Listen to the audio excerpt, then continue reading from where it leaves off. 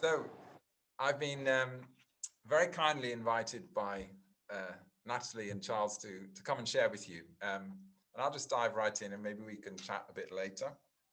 Um, I'm I'm not an artist, but I'm someone who loves art and artists and really believes in the extraordinary power and significance of art to make, I think, a deep impact in people's lives, and not only people's lives, but in the wider culture and society as well. So I want to share just a little bit from, I suppose, what I've learned over the years. So um, I'm convinced that art speaks to the heart and to the soul, but it's a language that many Christians don't understand, especially, I'm afraid to say, in evangelical churches, which is my background as well.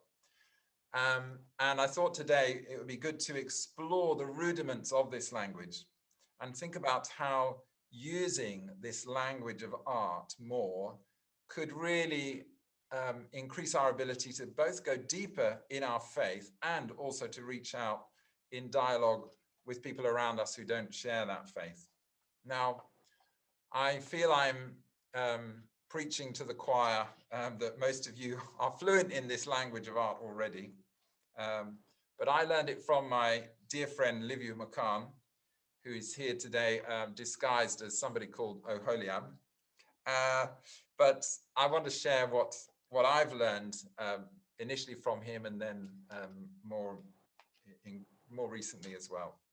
Now, a picture, as you know, is worth 1,000 words. That's what journalists use, that principle, a lot of the time. And I'm just going to share a couple of pictures which I found are really just say so much. There's this series of advertisements, probably back in the 80s and 90s from Heineken, you know, the beer. And they had this phrase, Heineken reaches the parts other beers cannot reach. How many of you know that slogan? It's a wonderful one, which lends itself to these extraordinary illustrations. So there's a couple of them there, and there's another series, and they just were putting them out for years and years and years because it is so illustrative. There's so many different ways to show how, of course, Heineken is just a beer, but the imagination that it inspires is fantastic. And so art has the capacity to connect with the heart and emotions without having to go through people's rational filters. And so the question I want to address is, how might those of us who are not artists use works of art to connect more deeply with the people at the level of their soul? And I want to do that by sharing two examples from my own journey of discovering the power of art to connect with the whole person. The first is this painting. It's from an Orthodox church in Focșani in Romania, where I lived for 11 years. And when I went into this church the first time, I looked around and saw this icon. In fact, it was not this icon. The church, after I saw it several years later, completely repainted their interior. And the old one, alas, was gone. This one, which is lovely and new, does not have quite the same impact as it had on me. But here's what this icon did, or the earlier version of it. Some of you will recognize it as the story from the Gospels where Jesus raises from the dead the son of the widow of Nain. And this is obviously depicting the event as it happened. Now, in the version which I saw, the old one, what really struck me was the fact that the artist had put the son and the mother in such a way that as the boy is kind of rising up from his deathbed, he is looking directly at his mother and the mother at him. And they only had eyes for each other. The gaze of the boy was on the mother. And I thought about this and I thought, why didn't the artist painted such that the eyes of everyone were on Jesus. Surely that's what we should expect, that this is this extraordinary moment revealing more about who Jesus is. And as I thought about it, I thought, well, no, because what was Jesus doing? You know, what he was doing was restoring this family. He was giving life and hope back to this widow. He was breaking through with hope where there was grief. And as I thought about it, I said, I see what love does. You know, love doesn't draw attention to itself. Love gives out. Love gives away. Love gives life. And I thought this was a wonderful illustration of something I'd never seen reading the scriptures. But this artist, this unknown artist, whose paintings has alas been covered over by this lovely shiny new one, it taught me something remarkable about the ministry of Jesus. So that's one example. And every time I read that passage in the scriptures, I think back to this church and this wonderful icon. Here's the second one. And this is a mural on a public building in the capital of Albania, Tirana. And I had the privilege of going there in 1991, just about 6 or 8 weeks after the fall of the communist government there. It was the last of the European nations to throw off the communist regime at the end of an 18-month period from late 1989 through till 91. And this mural is a classic piece of communist revolutionary artwork. You can see this, marching out on the revolution, bringing the revolution, and standing under this huge mural. It was and is very, very big. I could feel the sheer power of the communist vision and ideology, and how it. Looking at these characters, you could see how they would sweep aside any opposition, how they would crush anyone who stood in their way, in the way of this revolution that was supposed to bring justice to the proletariat and so on, and yet led to a soulless conformity to the regime's iron will. And that standing under that, it sent shivers down my spine, and moved me to thank God for that great liberating movement which had brought communist regimes to an end right across Eastern Europe and the USSR in the kind of 18 months before I saw it.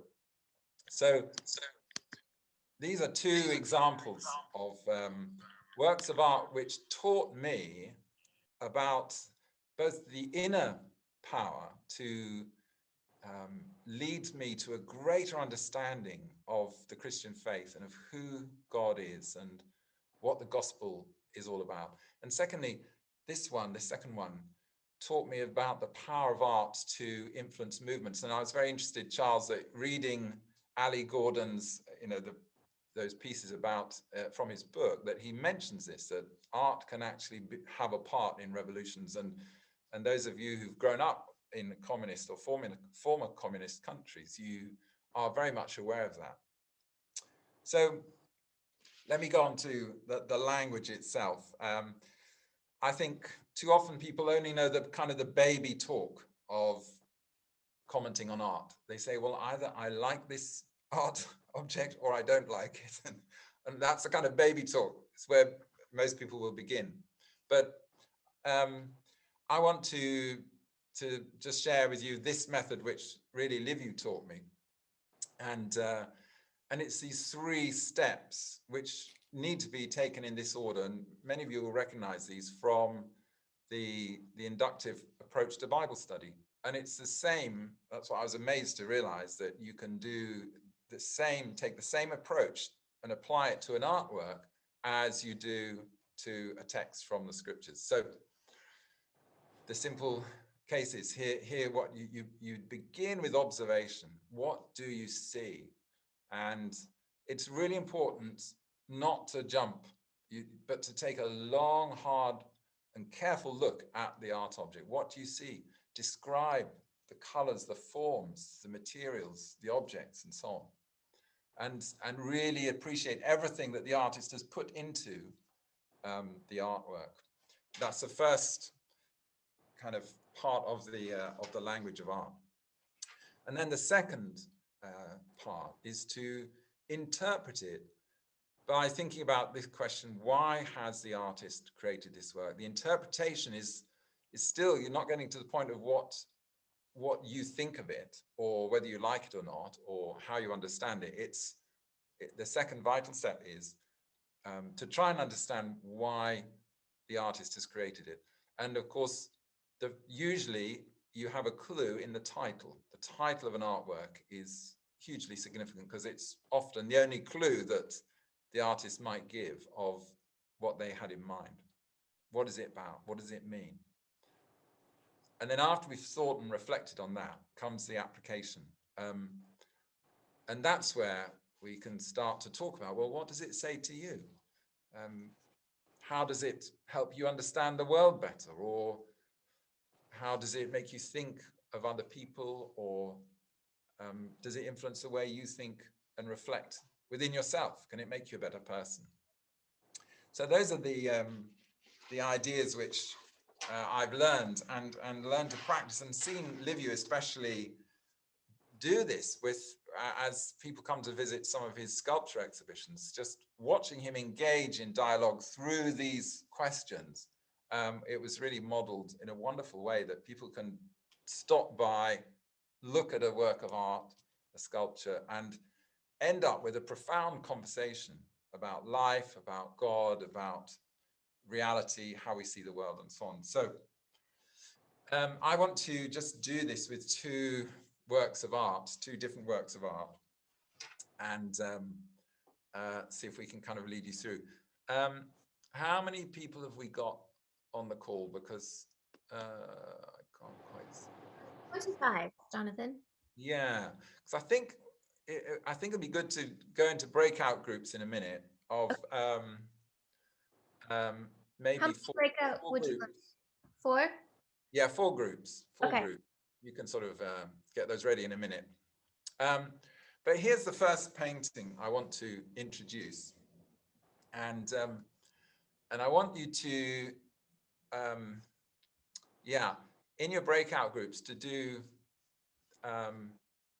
Let's see if we can do the first two steps. See if you can observe and interpret. Have a go in your breakout group. Now, I'm going to give you a couple of clues. Firstly, you can see the big picture right now. I'm just going to zoom in so you can see the detail a little bit more closely, and I'll kind of leave it on this. Actually, there's a point. When you're in a breakout room, you can't see the picture.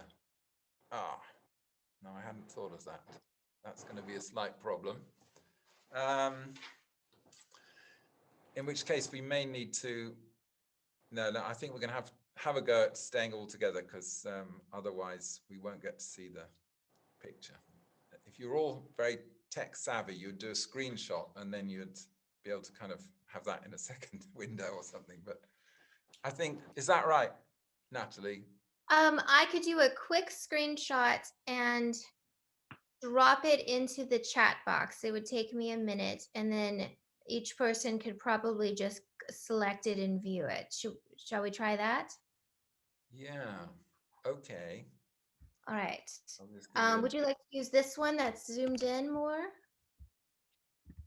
Yeah, you can use this one. I should have got a link. Zoom sometimes is full of surprises. Yes. Just a minute. How do I get back to Zoom? While you're doing that, why don't we just maybe one or two people want to just jump in and simply describe what you see, only the observation.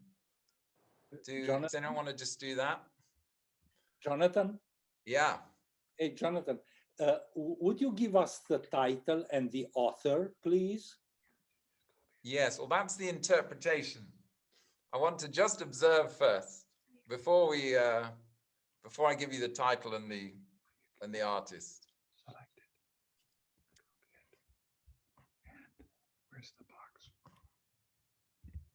Does anyone want to jump in? I can. Yeah, go ahead. What do you see? Well, I see the boat with Jesus, and there's a storm, and it's basically the line that we should focus on Jesus, not the storm. From the Hang Bible. on, you're interpreting it. How do you know that's Oh, Jesus? so okay. Yeah, it's like, sorry, too fast. No. What do you see? Just what do you see? I State the see obvious. I see light, the way the light hits the left side, Yeah, and I counted, I believe, 13 people. yeah, Somebody looks like he's throwing up over the edge, yeah. and they're really fighting the storm. Uh-huh. And then I notice how the light hits one face particularly Uh-huh. strongly. Yes. Uh-huh. Can we just add something, please? Yes, go ahead. Yeah. We see light of three different colors: sharp white, dirty yellow, and black. And the contrast of these three lights is significant. We see people struggling. Everybody's struggling and unhappy and in tension and turmoil. Yeah. And those are the main things I notice about this painting. Uh-huh. Yeah. Anyone else want to chip in? Just Yeah, observation. I can. Yeah, I see two very strong diagonals, one from left to right, which is the mast, and then I see the other diagonal of all of the members in the boat organized upon the other diagonal. Yes. Yeah. That's Jonathan, strong lines. the technical was not working out to put that kind of file into the chat box, so we won't be able to do that. But I was going to say, I think 14 people, and would assume it would be 13. Ah, now that might be a clue we can come to in a minute. Anyone else with a point of observation? I think I see Rembrandt's self-portrait. Whoa, this could be true. Yeah, we Where, can play where it is there. it? Yeah, he's looking at us. Well, Aha. now there you've been given a clue. And how do you know it's Rembrandt? How Because do you I've know looked at many of his self-portraits. Well, here's where we go. That's, that's obviously great on the observation. This is a ship at sea in a storm. They're really struggling to to control the ship. There is danger there. You've got two groups of people. I see the group on the left that are mostly in the light, and they are really physically working really hard. The group on the right seem to be in a sort of a conversation around one figure. As you say, there's one person who's just throwing up over the edge, and there's actually a figure who's sort of, you barely see down in the bottom of the boat. So yeah, there's a lot of action going on here, and you're right, it is a Rembrandt painting. It's called The Storm on the Sea of Galilee, and that's the clue to the interpretation. So when you know from that clue, Storm on the Sea of Galilee, that's where you know, okay, this is not some mythical, it's not a Greek legend. That's not Ulysses or whatever tied to the mast. This is a story from the Bible that Rembrandt, the artist, is seeking to express. And so the interpretation then is what we move to. So who wants to draw out any aspects of interpretation? There's no right or wrong interpretation, but what do you think that you know, what are some of the themes which Rembrandt is wanting to convey in this composition? When you pointed out that there's the action in light and sort of more sedentary, it struck me that it has a very Mary and Martha feel to it. The kind of Yeah. I was going to say something. Yeah. Mary and Martha. Do you want to just explain that, Nancy? Oh, by the way, can you guys mute your microphones when you're not speaking so that we don't get any echo? Thanks. yeah, the biblical story. Yeah. Oh, Natalie is unmuted now. I have to unmute. Unmute. We're fighting over the keyboard over here. It's not very holy. Yes, it strikes me as that dichotomy between Mary and Martha, where Martha was just working and striving, and that's what she thought she ought to do, but she wasn't able to focus on the presence of Christ himself there with her. And then there was Mary, who was, fully present and attentive, and was not concerned about what the consequences of kind of the storm around her, all of the tasks that needed to be done. She was able to really focus. And so it feels like this painting sort of images that story. yeah, brilliant. Any other strands or themes of interpretation? What was Rembrandt perhaps trying to convey through this?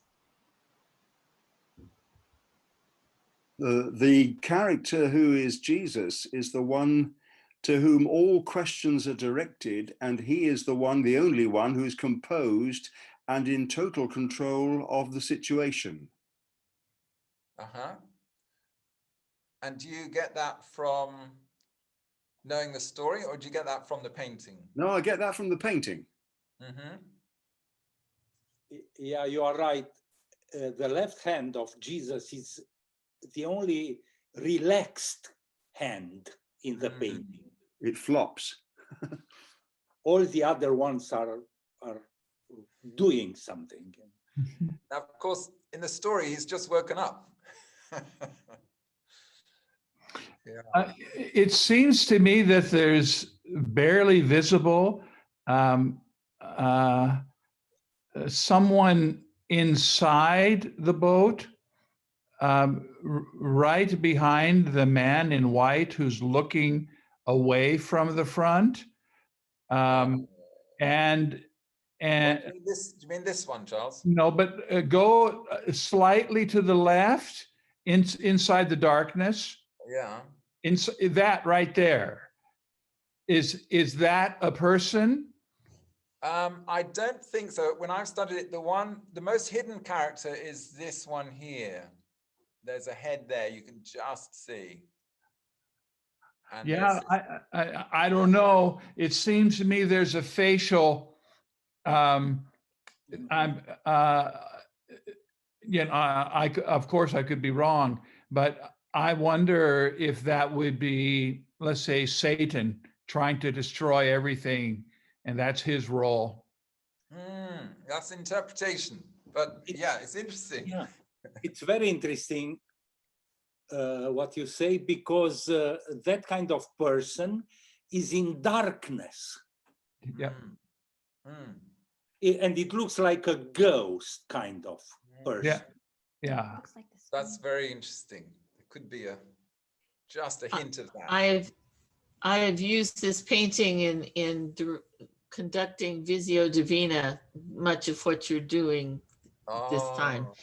And the interpretation of that particular possible figure has varied between Satan and the presence of the Holy Spirit in the boat when I've gotten responses. Wow. So interpretation is just that.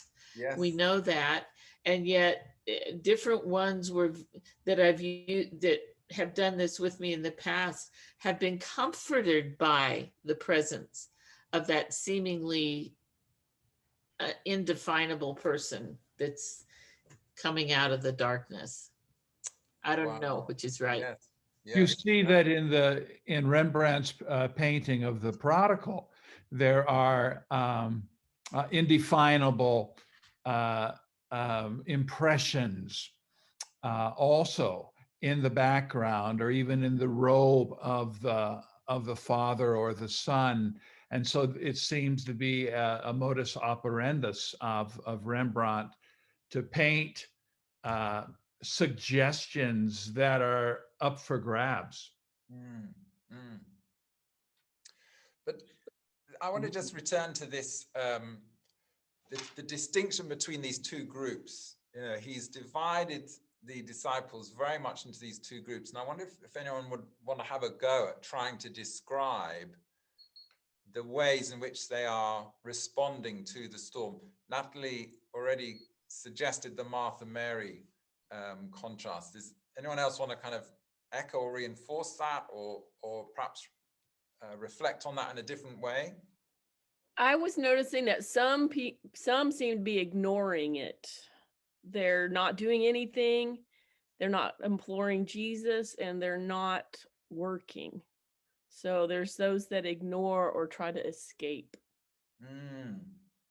I was just listening to a webinar this morning where the classic, you know, how do you deal with danger? And you used to think it was flight or fight. You know, you either fight or you run away. But they were saying, oh no, there's a third one, which is freeze. You just can't decide whether to fight or run away, and you freeze.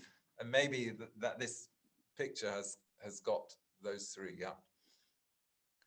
Anyone else want to add something? For me, when I look at them, the left group on the painting is relying more on their own strength and really focusing on doing something, not, you know, and then the right side of the group, they are afraid, but they are trying to, you know, look for help to the person that is, I mean, we know this is Jesus, and Yes. you know, and the other thing that is just kind of, I don't know, maybe it only strikes me, but Jesus' face is unusually painted because it's like the light comes from him. The light that is on his face shouldn't be there, because normally, and because it should be more, it should be darker, it should be painted darker, but almost like the painter wanted to show that the light comes from within him, you know. So there's more light. It's almost like a kind of like a aura around him, and his face is kind of like a I don't know, it's like a lamp or something. It just Yes. it just not yeah. Isn't that fascinating? You see, right now at this stage of the story, all the power is visually on the left, isn't it? The power is in the storm, and the disciples who are fighting to control the boat, they are using all their power physically to try and do that. On the right, it looks like, you know, the heroes are on the left, and you know, the guys on the right, well, yes, they're crying out desperate to Jesus. You know how in the actual account it's saying, you know, Jesus, don't you care? We're going to drown. I mean, they are desperate. They're crying out for their lives. And there's this hint of light, isn't there, on the face of Jesus, as if, oh, now there's maybe some power there, just a little bit. Of course, 5 minutes later, if Rembrandt had painted the story after Jesus had calmed the storm and the wind and the waves, he would have perhaps painted it in a different way, with the light and the power so clearly on the face of Jesus. But right now, there's only a hint of it. And all what we're impressed by is the power of the storm. I just want to mention a famous saying, which I'm sure all of you have heard, or probably have heard. And it goes something like this. It says, pray when you're in, well, not necessarily in Christian work, but I've heard this in the context of Christian ministry. You pray as if it all depended on God, and then work as if it all depended on you. How many of you have heard that saying? This is quite a well-known one. But when I researched into it a few years ago, I actually found an account that said the earliest appearances of that phrase, it's the other way around, which is pray as if it all depends on you, and then work as if it all depended on God. And I find that is a fascinating way of looking at these two sides, because I'm not sure that we can say, hey, the guys on the left it was futile what they were doing. Everyone should have been on the right, just praying with Jesus. I think there's a time to fight and to strive, and there's a time to seek God and to pray. And obviously you want to try and bring those two together as much as possible. But let me just do one last piece of interpretation here, and that is to do with the number of people in the scene. Now, you would imagine how many people you'd say it's Jesus and the 12 apostles, yeah? So you ought to find 13 people in the boat, but in fact, there are 14 in the boat if you count really carefully. And of course, Charles stole my thunder by saying that the one person who seems to be the stranger is this man here. And that, as you rightly said, Charles, is a self-portrait of Rembrandt. And it's very interesting that he is right in the middle between those two groups, isn't he? And it's fascinating that as if he's asking a question. Does anyone want to say, well, what might that signify? The fact that he's right in the middle and he's looking out of the painting. All the rest are in the scene, but he's kind of breaking the fourth wall and he's looking out at us. For me, the fact that he's looking out makes this very present for me. I'm in this conundrum of which side of the boat I'm in. Yes. His gaze on me as an observer makes me a participant in the process. Yes. I think it's interesting where his left hand is. His hand is on his head. Yes. And the guy that's vomiting, his right hand is on his head. And so both these guys have their hands on their heads. And but it seems Rembrandt's hand is on his head as if I'm puzzled. I'm asking a question, or maybe he's saying, you know, where are you in this? But I don't know. Maybe there's a more culturally appropriate, some insight I have no idea about. What does it mean for the hand to be on the head? Yeah. Yeah. It's may I just chime in here? Yeah. His right hand seems to be what a mess. His right hand seems to be pulling the mast, and the left hand's on his head. So they're doing two different things. One is doing, and the other's thinking. Yeah. Okay. Yeah. We've come into the interpretation, haven't we? Does anyone else want to? Sorry, into application, thinking about how we, what it says to us. Does anyone else want to say something about the application of this? What does it say to you? How are you understanding the world better, or your own faith better? Just thinking what we know from the Gospels, at least 4 of these guys are fishermen. And so in my mind, those are the guys probably in the left group that are, working the boat, trying to do everything in their power to keep it from being destroyed. Yes. And a bit of where we were going, when we use our skill, when we use our talent that we've honed for God's purposes, that's an act of worship. And so is this an act of, using what they've been given and honed over the years to the best of their ability? Or is it that point that scripture talks about, God uses the foolish things to shame the wise? And the rest of the disciples have got it right. They've already recognized we can't do anything and have turned to Jesus. And so for me, as I think about that, I think that's a tension we have to manage. Where is the line between pressing in and using everything that we've been given Yes. and stepping back and saying, God, I just take my hands off of it. You Yeah. have to work in this situation. I can't. I think Brilliant. that's a discernment we have to learn how to make. Yeah.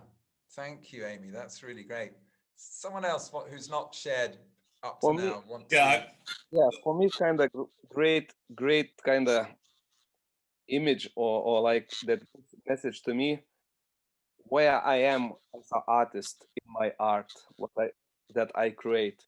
I mean, I really like that Rembrandt is kind of asking me, Remis, where are you? On this side, on this side. I mean, kind of he's communicating really great message to me. Mhm. Yes. Yeah. And it is attention. Yeah. Sorry, Kurt. No. So this is a very contemporary application. To me, this picture looks like every day of about the last 10 months in my life and most of our lives, as we have been in this storm. And just a couple of thoughts on that. One is your eyes are drawn to the light, which is where the storm appears the heaviest.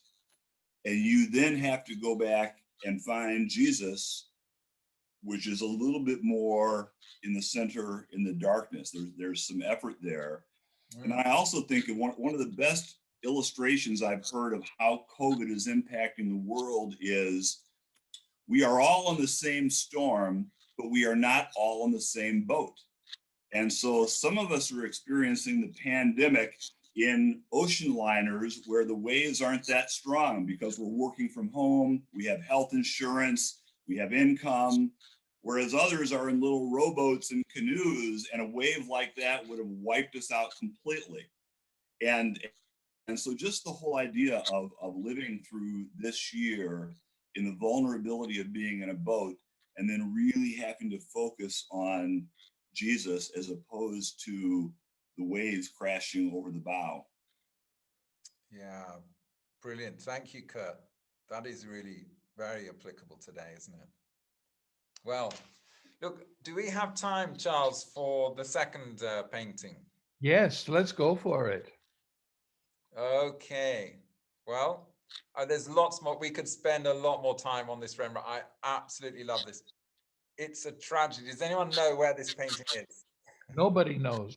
Exactly. It must be somewhere.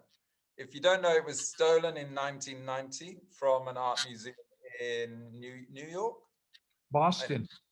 Boston.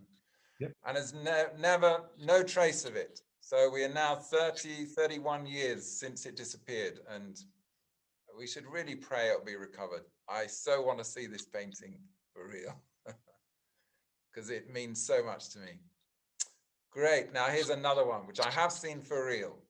And I want to just do the same 3 steps again. And we'll start just with observation. What do you see? Who wants to be first? What do you see?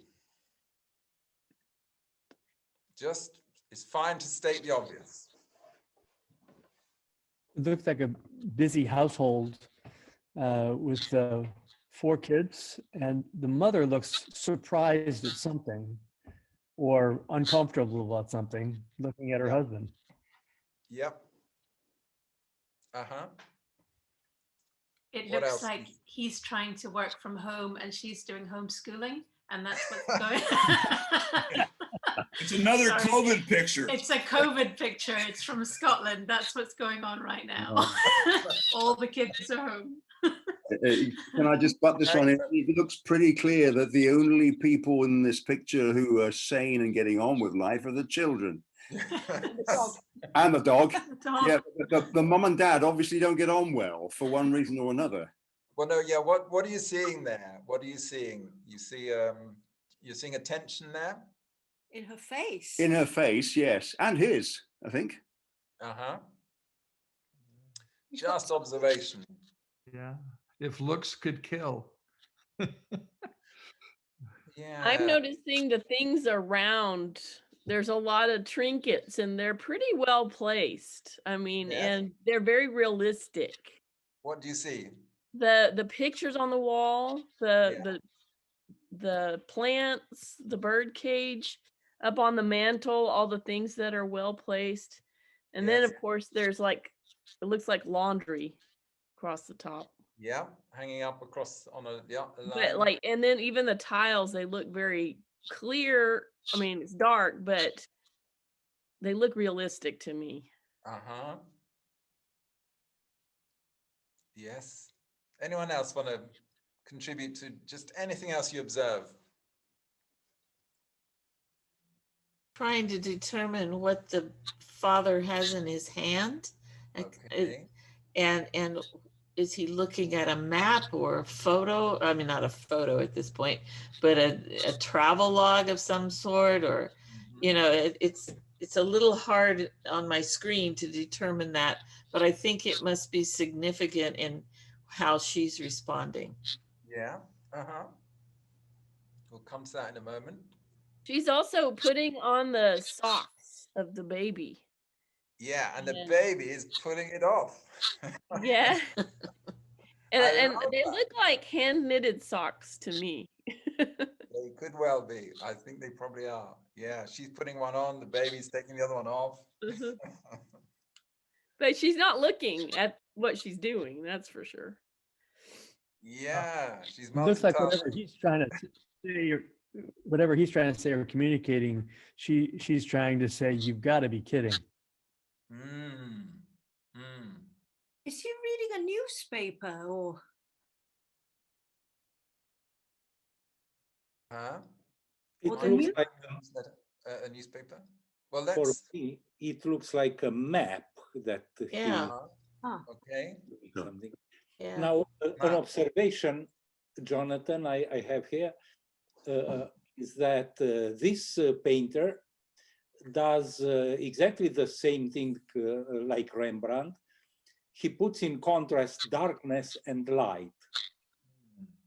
In the painting that we've seen before, the diagonal, as it was said, it was from left to the right. It was the negative diagonal, the one that is falling down. Yes. That is the thinking. Yes. Here, the light is positive in this darkness. The light goes from the left to the right, which is for us, not for Jewish people or for Arabs that read from the right to the left.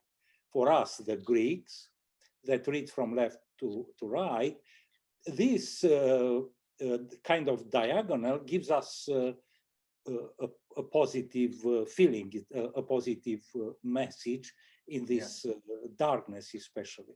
So it's a clear composition talking about light here.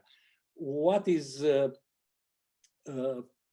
intrigued for me is that in this spot of light is that bird cage. That I cannot grasp it. I don't know what it does there. We'll come to that now as we think about the interpretation. Now, I'm going to give you the title and the artist.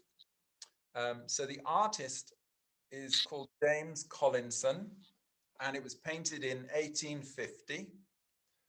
And James Collinson was in or closely associated with the pre-Raphaelites, although he's not known as one of the pre-Raphaelites, like Maddox Brown and Rossetti and Millet and so on. So, but he was a friend, or was associated with them, was a contemporary of theirs. So you can see that pre-Raphaelite sort of wonderful sense of detail in this painting. And now here's the title, which of course unlocks it. The title is Answering the Emigrant's Letter. Okay, Answering the Emigrant's Letter.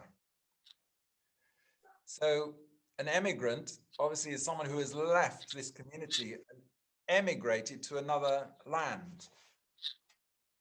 So with that information, answering the emigrant's letter in 1850, what kind of what can you begin to see? What do you think might be happening in this painting?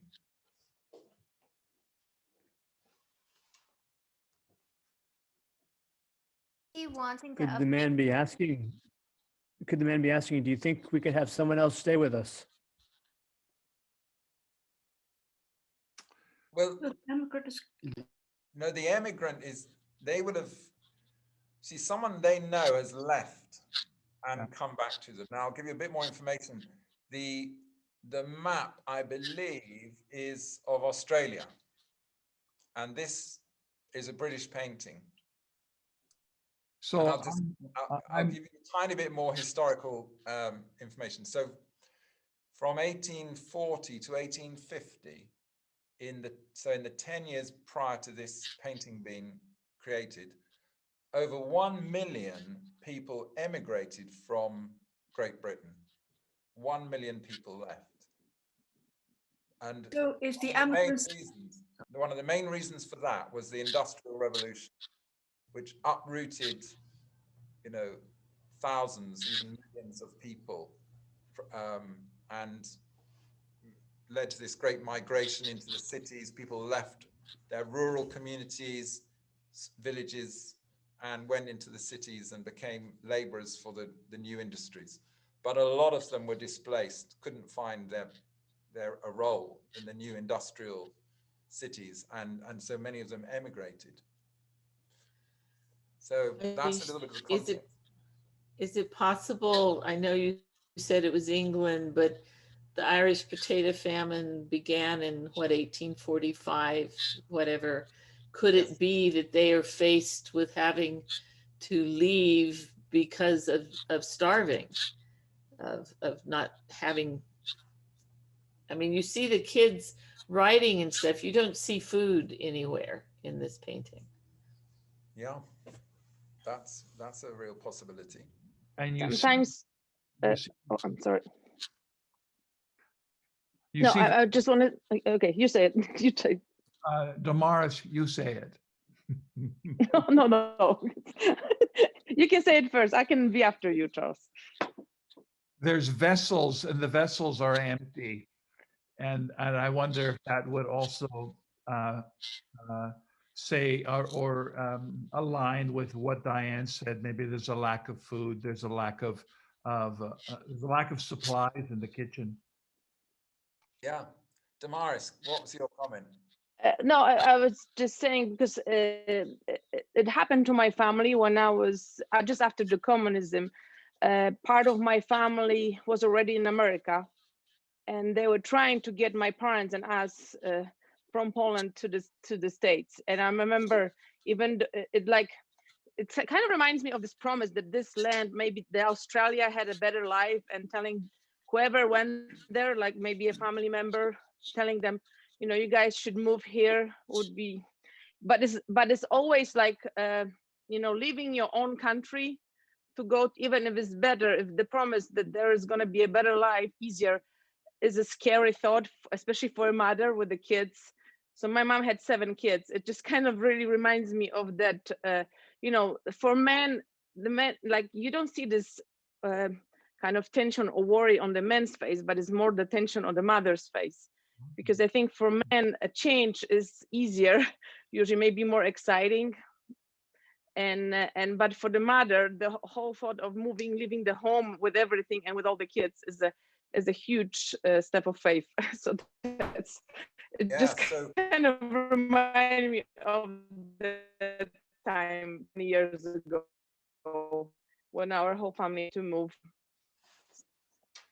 Mars, I agree, and I think that the father, is kind of like mirrored with the young boy there, and he's young and youthful, and the adventure that awaits is the focus, right? And she's the one that is the realist, and then she's surrounded by this home that she's made, which is lovely, and it's decorated, and there are plants, placed for decor in it, and here the reality of even just sitting there having a discussion with her husband carries its own small stresses of the baby pulling the socks off. And so I see her looking at him like, what in the world are you thinking? This is not just an adventure.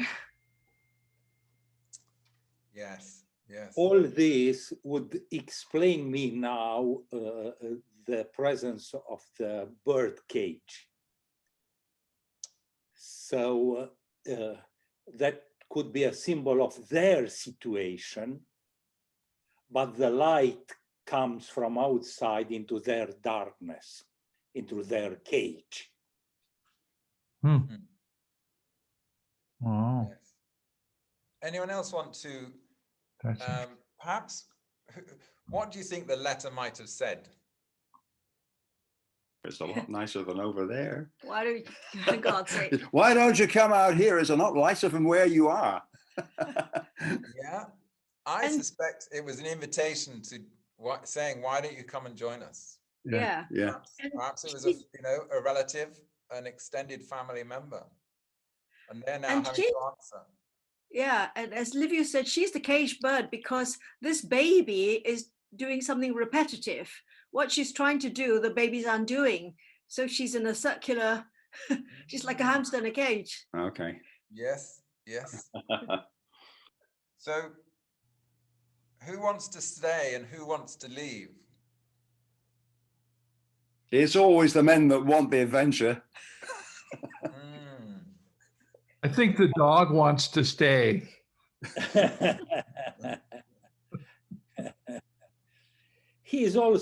The dog is also kind of skinny. I noticed that the fire doesn't really look warm. I don't know.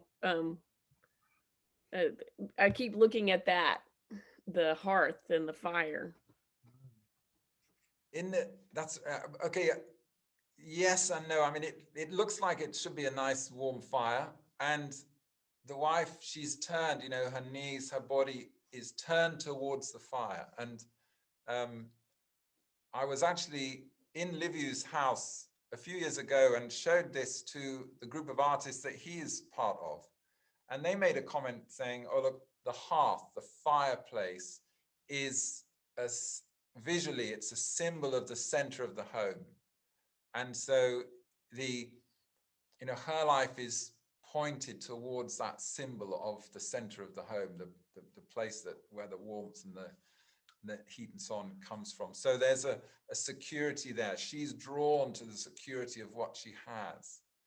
And yeah, but here the observation before it's excellent because if this fire that is the center of hope and comfort, it's a small fire that speaks about what almost everybody noticed on this painting: the poverty, the lack of comfort they have here in this darkness of the room.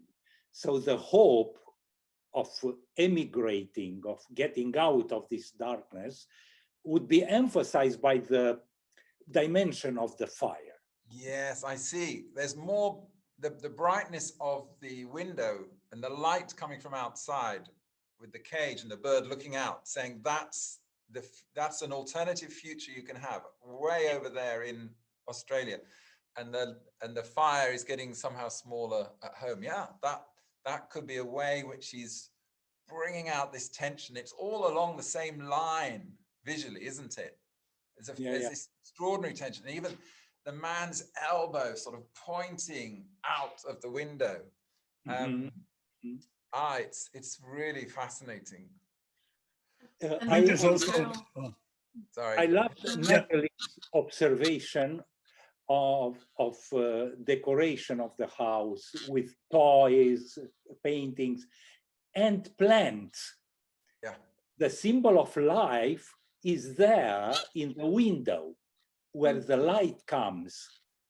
Yeah. So it's a fantastic emphasis on the idea of life. Yes, life and light. Now, someone else was just speaking as well. Yeah, I think there's also a vertical line where the back of the mother and the back of the son sitting at the desk, that it's sort of like the center line of the painting of this topic that we're now discussing. And that everything to the right of that is sort of like this interest or energy or something that kids are looking at or expecting, and that whole scene is lit up as we've discussed. And then to the left of that vertical line, we have, you know, the question and the sort of the doubt and the hesitancy and sort of the reluctancy. You can, those sort of emotions you feel on the left side of that line. There seems to be an awful lot of anxiety held in the face of the little girl, whereas the boys are carrying on with their work, but she seems to be carrying quite a lot of the tension in the picture.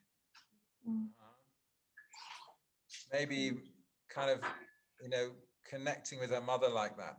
Yes. She feels, yeah, her lot in 1850 as a girl, you know, she knew somehow what it would involve for her as, you know, this move. Anyone else want to bring in perhaps we could also be, if any of you've got a comment on application. One thing that's interesting is that, you know, this was, we look back and say, oh, wasn't it quaint in 1850? For them, the country was in absolute turmoil because of the Industrial Revolution. Everything was changing. The old ways were being turned upside down. Technology was changing everything. Now, that makes it actually quite, there's a source of really contemporary application there. Does anyone want to kind of comment on that or your own thoughts about application? And I'm really pleased that Damaris, who's got experience of emigration, comments. Maybe there's some others of you who've also experienced emigration in some way or another. I just keep going back to the bird cage and the bird who is in a beautiful cage, obviously, I assume being fed regularly, but it's not free. And there is that longing for freedom, that longing, and there's that, I feel the angst of the mother, I really do. And I would be right in her place. On the other hand, the father wants to produce something better. That, I don't know, I'm torn in this picture as to which one side I'm on. Yeah. Stephen, were you going to say something? Yeah, I just that opportunities that bring change always bring stress at the same time. And that's where you can, the stress and the tension is what you see here. Yes. I think we can all relate to that. I do see that they're connecting though, and you might not always expect that of perhaps this point in time and you know, men's roles in the family, but it almost looks like he's imploring her, you know, just listen, just try, it will be okay. And it strikes me, had you not given us the title of the painting, the conversation might not have gone in this direction at all. So those words that are actually outside of the painting itself created the context to do all of the interpreting that we're doing. When I do this, what Jonathan does now with us, and ask people to make observations, I include the title just from the beginning. In my mind, even the observations go better if you have a direction of the intention of the author. Thanks. Now, talking about observation, right now, I think I discover something that is something very important in this painting. If we watch the fireplace, it's absolutely unusual, the fact that the place where the fire is, it's so large, and the shape of it, it's a square. Now, square in fine arts is symbol for human being, for this world, the square. The circle is for heaven, for perfection, so on. So the painter used this symbol of this world, of human condition, that you very well know that the human being is framed in a square. We are as tall as large we are when we open the arms. So the square here is dark.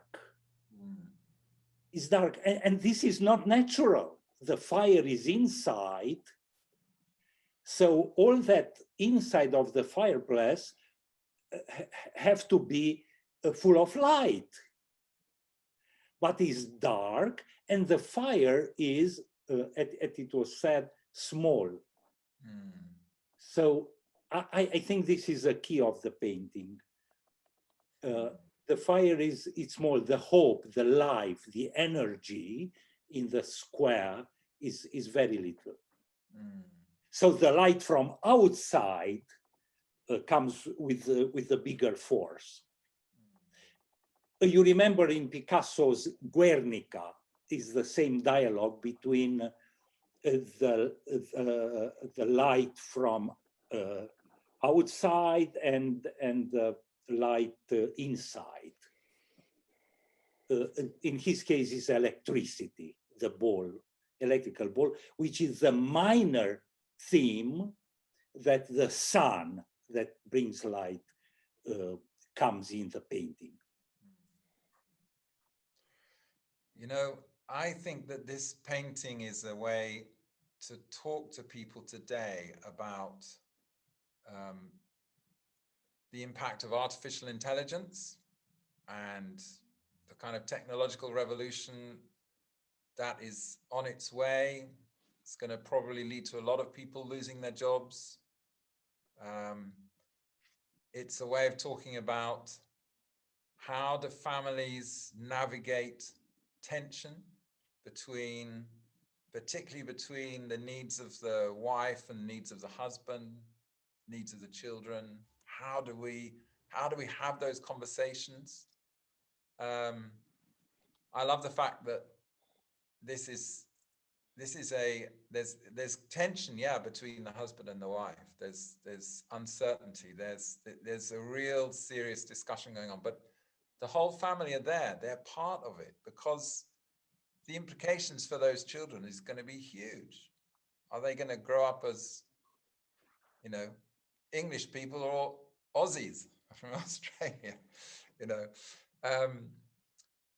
I think he's done a fantastic composition here to bring to us the kind of tension between what we feel is secure and we thought was going to last forever and change being forced on us because of circumstances beyond our control. Of course, there's a COVID story here as well, isn't there? In a sense, you know, a lot of people forced to close their businesses or to, you know, laid off their jobs because of the pandemic. So there's something very contemporary here. My time is pretty much run out, but does anyone else want to share something around that, the application of the message of this painting to the world today? Along with your thought, Jonathan, we're wondering, why is that boy writing? Is he writing the letter that he wants his father to write?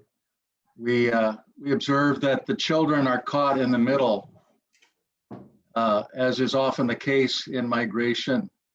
We wondered about the ceiling and the rafters, and why is there light up in the rafters? Is that some kind of reflection of there's a sovereign perspective? And we also wondered, is the husband saying, as is the case in migration today, honey, what if I go on ahead first and I'll bring you all over later? And the apprehension that she would have in that kind of a response. So it's very relevant to the diaspora today and the separation of families, the children caught in the decision of the parents. And so there is a lot here. Oh, yeah. Well, let me tell you a personal story. In 1850, my great-great-grandfather emigrated to Australia. He was a farm laborer, but he had just got married, and his son, my great-grandfather, was either a few months old or maybe he was 4 years old, but no more than 4 years old. And he couldn't persuade his wife, and his wife wouldn't go. She felt it was too dangerous, and she stayed at home near her family. And Edward, my great-great-grandfather, he went and he spent 4 yees in Melbourne in Australia as part of the gold rush. And he was not a miner. He instead served he bought food and other supplies in the city of Melbourne and took it out to the diggings, to the mines in the hinterland. And so he traded, supplied the needs of the miners. He came back 4 years later, a wealthy man, and that experience actually, I suppose you could say, lifted my family up into the middle classes, from the kind of a laborer, farm laborer, up to, so my great-grandmother, the boy who was left and didn't see his dad for 4 years, he ended up as a, what's the word, a pharmacist. And then his son became a medical doctor. And then his son was the headmaster of a private school, and his son is me. So a remarkable story of the trajectory of our family was changed by emigrating to Australia, but coming back again. So there's a story there, and yeah, which makes it somehow a personal story, but it makes me appreciate the extraordinary tensions that are there around you know, the different generations, the different, how it is for men and for women. This experience can be so different. Bob, it's interesting you talked about why is the boy writing. One interpretation is that the father was not literate, you know, perhaps could not really write, and the son had a bit of education. So it was a beginning as well of education was really spreading in the middle of the 19th century. More and more children through churches and Christians setting up Sunday schools, teaching kids to read and write. So you've got this generational change as well. Anyway, that brings the point of the boy or the kid that's kind of hidden. Some kids were probably lost in it, you know, and we know that with immigration, it's an opportunity, but it's also a risk, and that really shows the risk. Yeah. Wonderful. Well, I'm going to hand back to you, Charles and Natalie. I'll just stop the screen share. Oh yeah, let me do that. There we go. Jonathan, thank you so much for joining us today and this wonderful presentation. And I'm so sorry for the technical difficulties. Apparently, Texas lost internet for 30 seconds. So, I hope you caught most of my introduction of Jonathan. He's wonderful. I can send you more information about him and about what he does. And we hope to see you all on our next meeting. The 3rd of next month. The 3rd of March. Mm-hmm. And I'll be sending more information in the next couple of weeks as to our guest speaker. And in the next week or so, you'll get a link to the video of today's presentation. And there will be introductory slides about Jonathan's introduction as well as part of that. So I hope that you have been listening and enjoying those. I want to say that if you have ideas for future special guests for our ImagoDei gatherings, please let us know. And we are very delighted to see all of you and to enjoy this conversation with you. Jonathan, you're a delightful friend, and thank you for sharing your heart and your knowledge and your experience with us today. Let's close in a prayer, please. Thank you, dear Lord, for this beautiful discussion and the insights that your daughters and sons have brought to light today. Thank you for these artists and the creativity and also their insights and the ability that they have had to prompt and to stir the thinking of untold thousands through their art and through their thinking.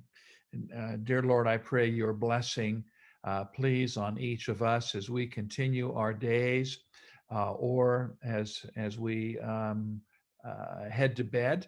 We pray for good rest this evening. In Jesus' name, amen. Amen. Thank you all. Bye-bye, everybody. Thanks so much. Thank you, Jonathan. That was great. Yeah, thank you, Jonathan. A lot. Thank you, everyone. Thank you. Thank you. Thanks for all your contributions. Fantastic. Bye, everybody. Thank you very much. Yeah.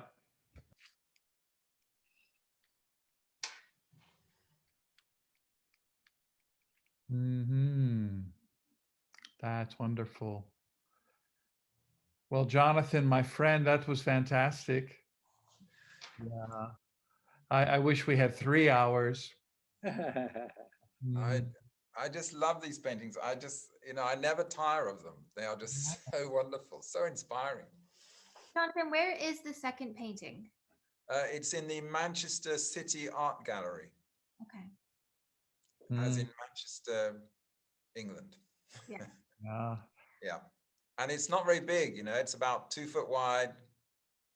That's it. It's beautiful. And you can go right up to it. I should have found some photos I took about 3 years ago where I got right up close and I got a lot more detail by taking some other photos of the painting. I should have found those because it's just exquisite. It's such a beautiful painting.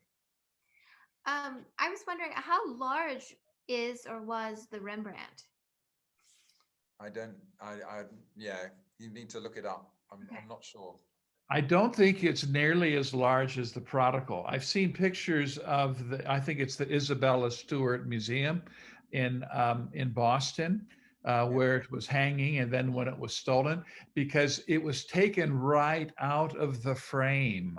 And the frame is still on the wall. Really? Yeah, with a little note in it that this has been stolen. Wow. And so it's not a monumental piece, but it's still just a fabulous piece. Yeah, I read a book once on its heist. Oh, yeah. The book wasn't long enough because they didn't find it. Part one. Yeah. Yeah. Jonathan, we didn't discuss about something very important in the last painting, the colors. Yes. The colors. She was in green. She was green, symbol for life. And she had the baby in her arms. And he was red. Yes. He's red. Action, life, blood. And very positive red. Very, very nice kind of red. Sure. And Yes, I remember when we talked about it in your house, your colleague said red is a symbol also of power, really. So it's quite likely that the man had his way. He he won over the family. When someone commented about the young boy being the one writing, and you mentioned that it's likely that the father would have been illiterate, I thought about the young first generation, second generation Hispanic person that I know, and situations, countless times where I see a young Spanish speaking child walking their parent through the Department of Motor Vehicles process to get their driver's license because they're the only ones that speak the language. Yeah. Just the sheer responsibility that's placed on them. Yes.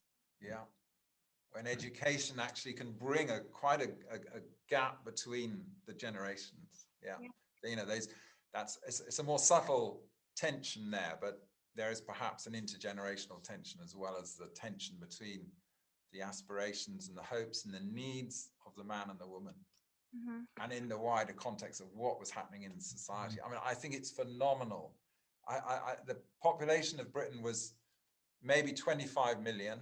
And so 1 million of those 25 emigrated. I mean, that is huge change, huge. Yes. You know, when before you shared the title of the painting, I was trying to figure out what did he have in his hand. Yes. And of course, it's a small image. I didn't recognize that was a map, etc. But I thought, I wonder if he had something like an abacus, you know, something that counts, and that the things around him were empty. So I thought that they're having a discussion like, we don't have anything. We don't have any money. There's mama, and she's holding the baby, and she's worried, how are we going to feed the baby? Yeah. And that's what I thought the discussion was. I had no idea it's going to go to the, you know, to immigration, but you knew that there was a crisis. Yeah. And as you know, several commented that that was probably also going on, that there was not enough to go around. You see, if he had been a farm laborer or just had a very small farm, or he could have been a tenant farmer, he would have lost his livelihood, you know. And so he was lost, you know, he couldn't provide for the family, which is why for him this was perhaps the only way out. Maybe he was, I don't know why he didn't go to the city, or maybe that was the other option. Would they move into a slum and get a job in a cotton factory? I mean, very difficult decisions they had to make. Yeah, but certainly he was holding the letter and he had the map out in front of him, trying to work out this strange world that his relative was writing to him about. Yeah. Well, you know what I thought was really neat about this, just how the parallels of like biblical exegesis. You used these same three principles when you are reading the word, and then you go into, first you make the observation, yeah, what does the text say, what are the meanings there, and then the application, and it's the same. It's actually the same process in exegeting the word and then preparing a sermon. And it's interesting how those paintings, even though they don't have any words in them, that they're communicating all these same things, but with another language and medium, you know, rather than being letters and texts that have specific symbols and meanings. Here we're looking at images and color and light and composition and structure to communicate and read just like a text would, you know. So it's really quite powerful. Yeah. And even more than a text. Obviously the Bible's unique, but how, with this method, you can unpack so much from a painting. Yeah. Of course, it's great if you can ask the artist, what did you have? What was in your heart? What was in your mind? But sometimes, I mean, as Livy says, people discover things in his work of art that he never saw, he never knew was there. But there's something wonderfully generative about art. There's an amazing process going on whereby works of art have almost like sure, we tried to learn the language of art a little bit just now, but they do and can speak to us in ways that, the artist had no idea. But other times the artists are very, very deliberate. So those two examples I gave at the very beginning, iconography is actually very, very, in the Orthodox world, how, there's not much variation between icons because they're very strictly kind of, prescribed how you depict these, because the role of the icon is very significant in being a sort of a way to have a window into sort of spiritual reality and mediating spiritual reality. Likewise with the communist art. In the communist period in Soviet Union, you had to paint Stalin this way, or you had to paint Lenin that way. And it was also strictly controlled, but from a, well, you could say it was spiritual as well, but to control, to bring about this incredibly high level of conformity. So art was used as a tool of manipulation in the communist era. So yeah, it can be used, it can be misused, it can be ignored at our loss, Anyway, I've done enough talking. Some years ago, I was speaking to a Latvian master. He is a professor at the Latvian Art Academy, and one of the masters who taught me to paint. And his father had been the rector of the academy some decades ago, and I was looking at an old book of paintings, and that had paintings of Soviet realism and the kind of art that you're speaking about. And I saw that several of these pieces were painted by his father, and of course they, and so I asked my friend, I said, well, what do you think of it that your dad was painting this stuff? And he said artists have always had to serve the king.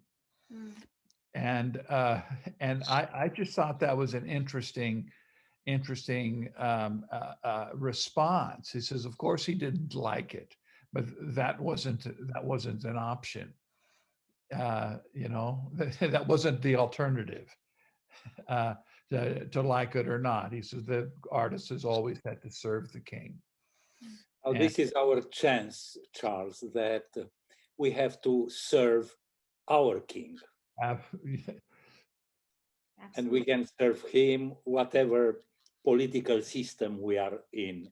Yeah, I think that's absolutely right. But we have to serve our king. Jonathan, I couldn't see that little detail. Where is the head of the little bird oriented?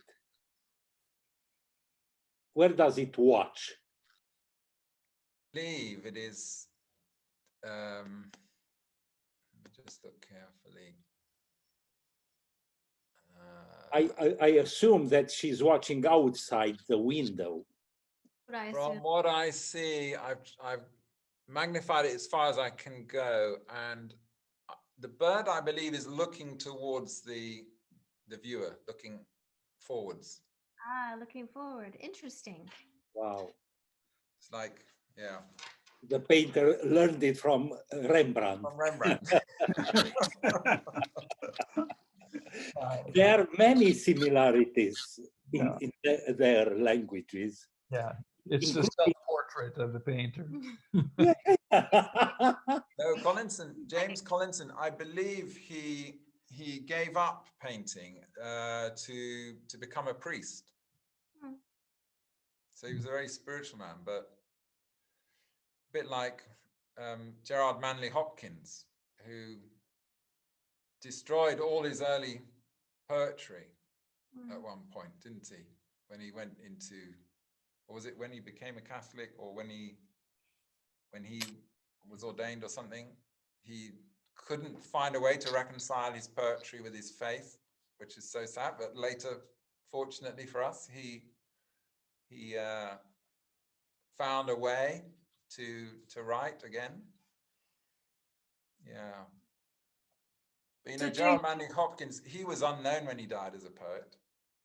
A bit like Van Gogh. I think he had one friend and sort of who kept encouraging him. Natalie, you should do something around Gerard Manley Hopkins. That's a great idea. Because it's a tragic sort of story. I mean, he was in poverty. I mean, seriously poor. You know, and yet the richness of his poetry is absolutely incredible, and his power, his mastery of language, and all what he could do with language is absolutely incredible. Anyway, that's for another day.